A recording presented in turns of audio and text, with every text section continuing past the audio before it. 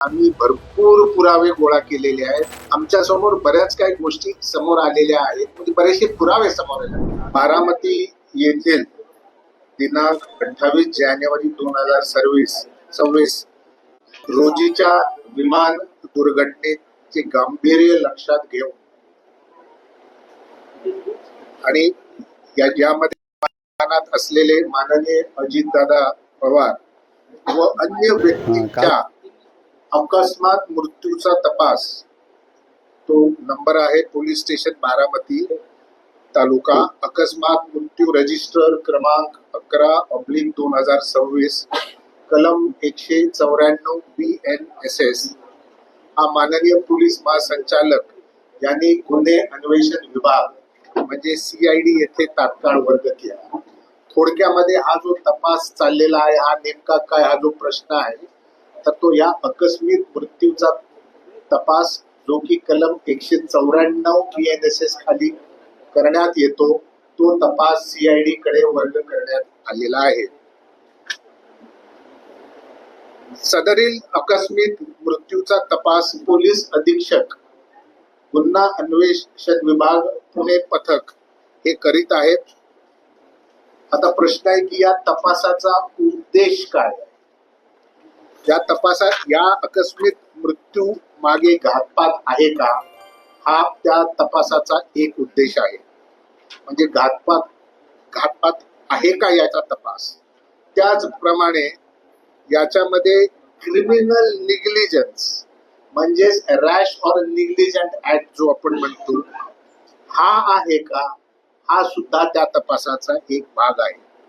आणि तिसरा आणि महत्वाचा भाग आहे की याच्यामध्ये कोणते गुन्हेगारी कृत्य घडलेले आहे का, ज्याला आपण इंग्लिश मध्ये इल्लीगल ओमिशन म्हणतो, किंवा इतर कोणते गुन्हेगारी कृत्य घडलेले आहे का, हा या तपासाचा स्कोप आहे.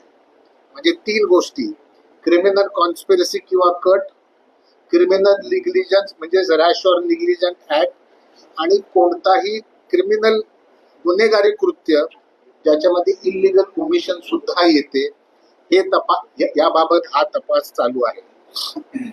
मला इथे हे सांगायचंय की सदरील आकस्मिक मृत्यूचा तपास योग्य दिशेने आणि अगदी पहिल्या क्षणापासून अतिशय प्रोफेशनॅलिझम इथे आपण करत सुरू आहे. थोडक्यात जर या तपासामध्ये घातपात म्हणजे क्रिमिनल कॉन्स्पिरसी कट वगैरे किंवा क्रिमिनल निग्लिजन्स, कुठला रॅश ऍक्ट, कुठला निग्लिजंट ऍक्ट किंवा कोणत्याही प्रकारचे गुन्हेगारी कृत्य जसे की इल्लीगल ओमिशन इत्यादी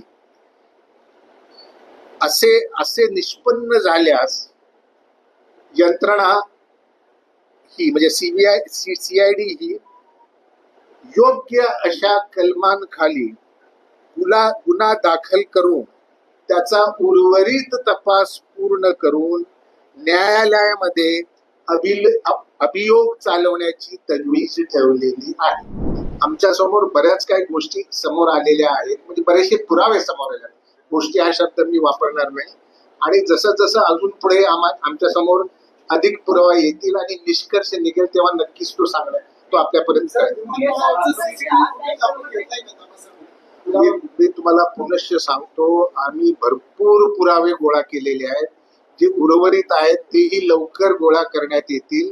लागणारे जे टेक्निकल रिपोर्ट्स आहेत तेही मिळवण्यात येतील आणि त्याच्यानंतर निष्कर्ष काढण्यात येईल.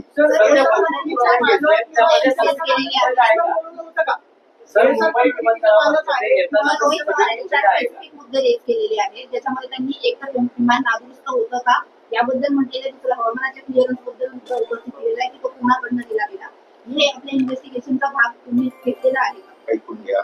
याच्यामध्ये जी AAIB जी एजन्सी आहे त्यांचा एक स्कोप ऑफ इन्व्हेस्टिगेशन आहे. तो झाल्यानंतर एक रिपोर्ट फर्निश होईल जो आम्ही आमच्या तपासामध्ये फॅक्टर इन करणार आहे.